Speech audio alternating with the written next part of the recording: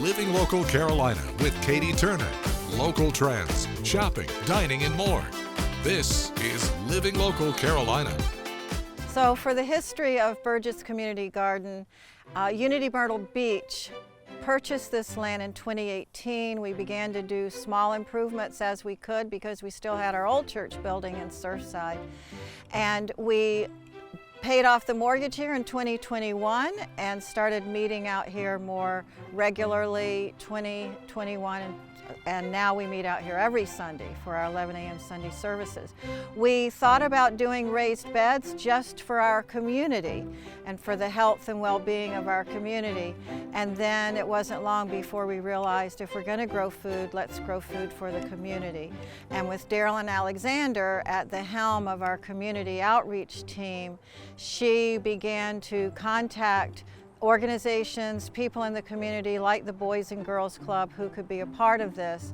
And she's really done the hard work of making a lot of those community contacts and getting the interest out here.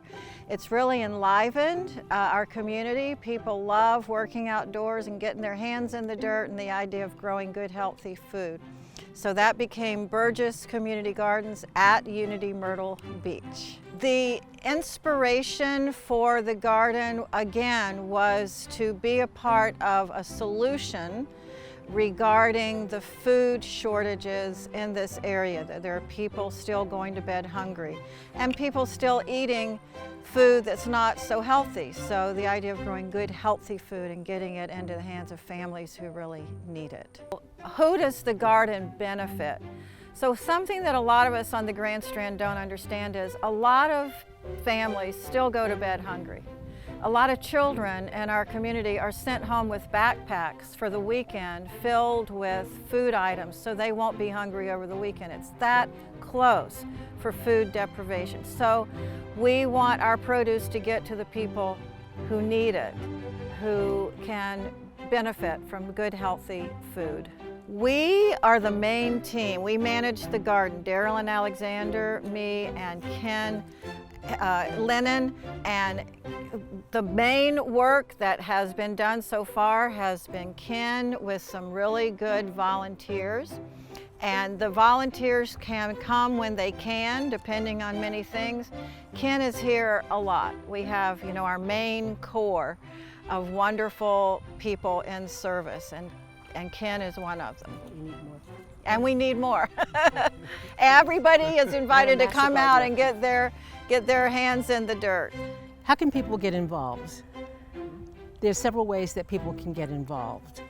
One, we need people that will help volunteer to indeed work in the garden and dig the beds. We need outreach people that know other people in the community, both in the public community and business community, but also personal community, meaning they know people who are hungry. They know people who would like to come and serve on the board. Because for us to do this effectively, we're looking at everybody being involved in this whole process.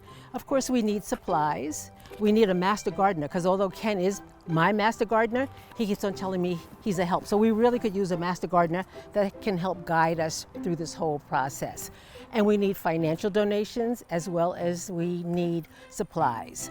So those are some of the main reasons to get, indeed to reach out.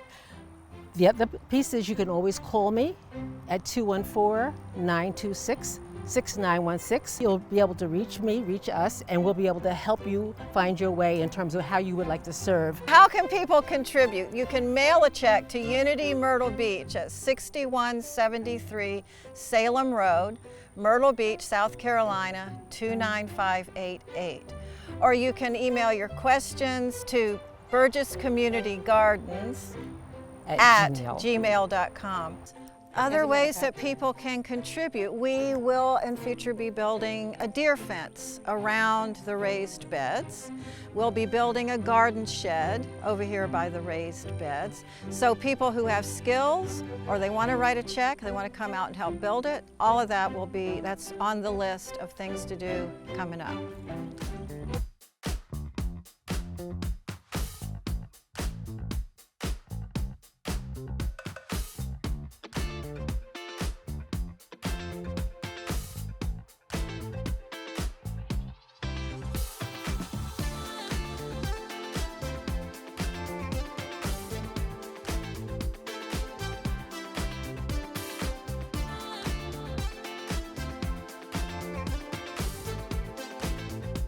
We'll be back right after this break with more Living Local Carolina.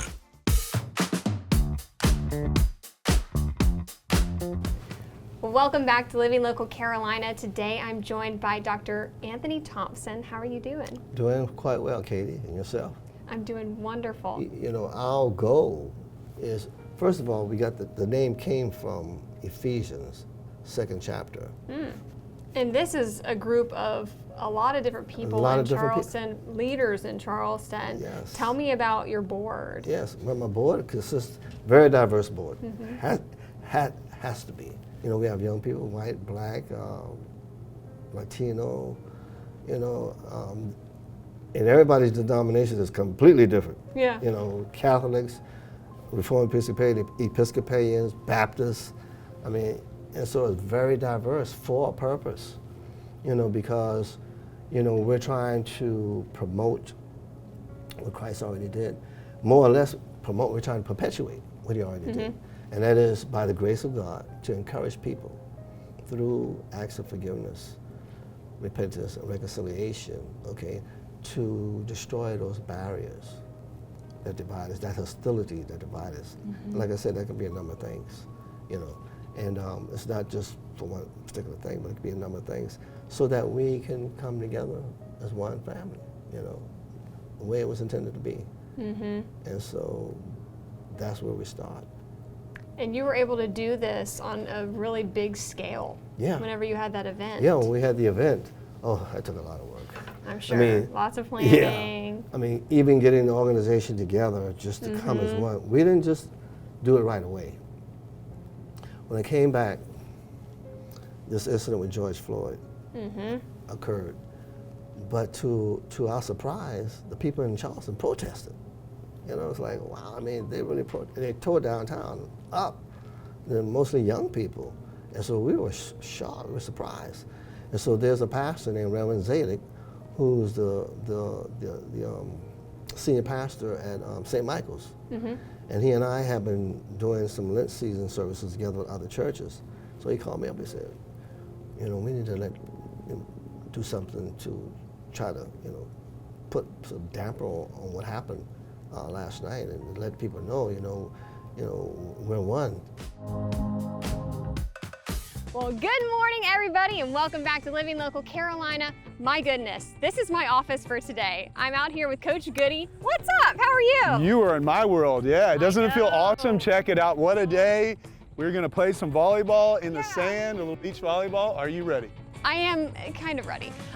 Let's first talk about what you do and how you got all of these volleyball courts. Yeah, so super exciting. It was 2013, and my daughter, she was like 13 years old, and she was playing indoor volleyball, club volleyball, and she's like, I played beach, and she always would watch Dad go off and play in these tournaments and stuff. I'm just like, Dad, I want to learn to play beach volleyball. Can you teach me? And I was like, yeah, that'd be awesome. Let's do it. And I said, well, we had 3 courts down here at the time. And I was like, well, why don't we get your teammates, see if anyone else wants to come? And we started a little club. And we had like 20 kids, and we did a couple months of training, and that's how it started. And it's grown to be pretty darn big now. It has. It slowly grew, and really COVID, surprisingly, is what helped it grow, because there wasn't a lot of things going on, but we were allowed to do beach volleyball. And I was kind of one of the first sports that kind of went back out and got the kids going. It was a little scary at first, but once everyone got out there, it was so exciting, and it just blew up. And the tournaments, we had more and more people coming here for the tournaments, and since then it's really grown more and more. So it's exciting. Love it. And you were saying that this is the kind of sport that's for everybody, you know, all levels, all ages. Yes. Why do you think that is? Yeah, because I mean, everybody kind of, oh yeah, I love volleyball.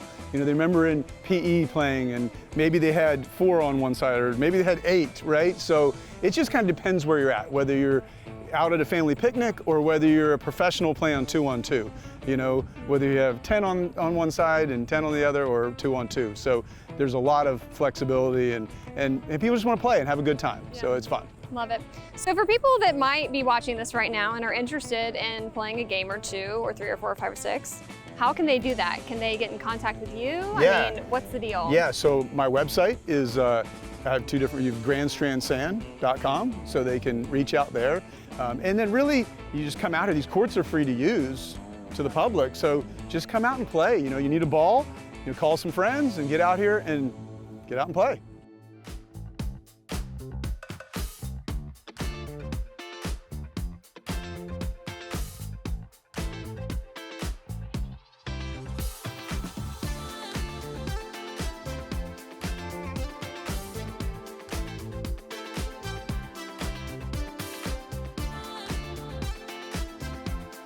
We'll be back right after this break with more Living Local Carolina.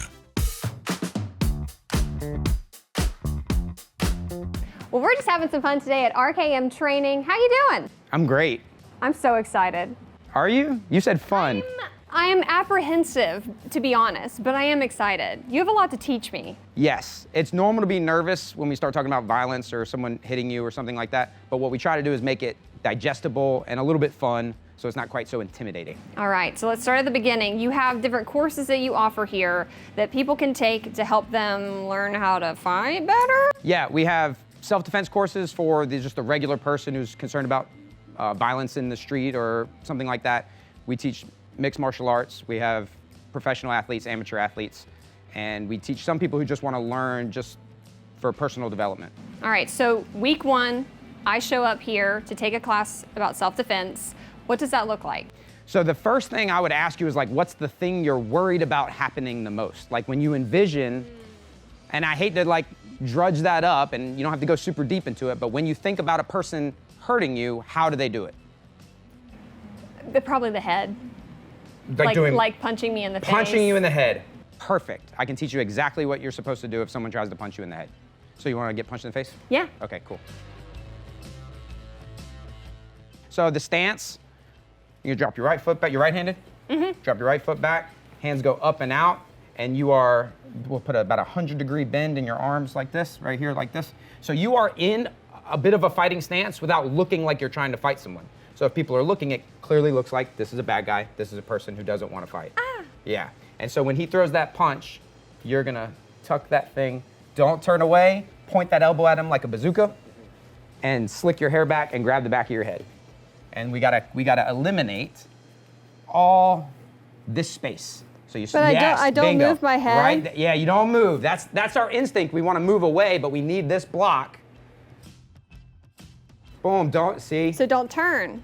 And it's normal and natural. That's our instinct. It feels like I'm supposed to. You're just supposed to. Exactly. So we have to practice. You just boom, point that elbow out and keep your head right there. Oh, he got the face. Scrunch it up. He got the face. I know you're facing up to camera, which is good, but we got to cover that thing up because there's a punch coming. Better. And now the last one, we'll do one more. Make sure that wrist and shoulder scrunch together so there's no space. Okay. And tuck your chin down. Boom, that's awesome. That's perfect. Okay. That's the first step to blocking a punch, but we can't stand there forever. We'll let Natalia demonstrate what we eventually have to do once you've built your composure and you're not scared of the punches anymore. Big punch comes in and Natalia's gonna crash so that she can now start throwing knees or elbows or something, moving him and unbalancing him and stuff like that. Just do a couple reps of that. Show them you can kind of move around and freestyle a little bit.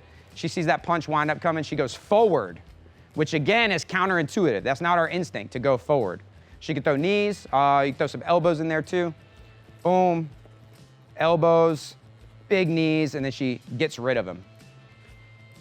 And that's basically the basic way to deal with a big punch. All right, so what got you to here? I think that our viewers might want to know that. Well, I wasn't always as big as I am now. I used to be a small guy, and I got picked on. You know, you get picked on in school, you got beat up in school. My mom was tired of me getting beat up, signed me up for karate. She didn't know what she was signing me up for, and that was 30 years ago. Yeah. And I've been doing martial arts ever since. All right, so this is sort of like your lifeblood. Oh, absolutely. And you get to teach it to other people now. Yes, absolutely. Love that. Yeah, there you go.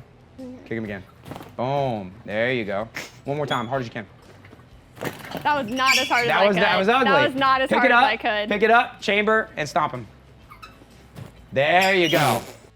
All right, so how can people get in contact with you guys, find out where all your classes are, when they are? RKMtraining.com. You go to rkmtraining.com, it has the schedule, has a form you can fill out to get in touch with us so we can find out more about you, to find out what your goals are. We also do personal training, one-on-one, private training for fitness, martial arts, or self-defense.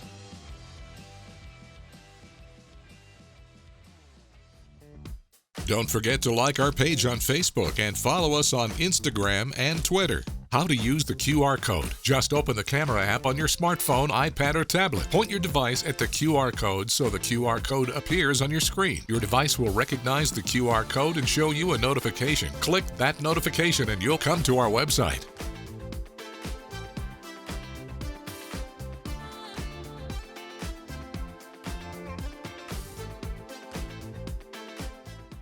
Living Local Carolina, weekday mornings at 9:30 on WBTW News 13.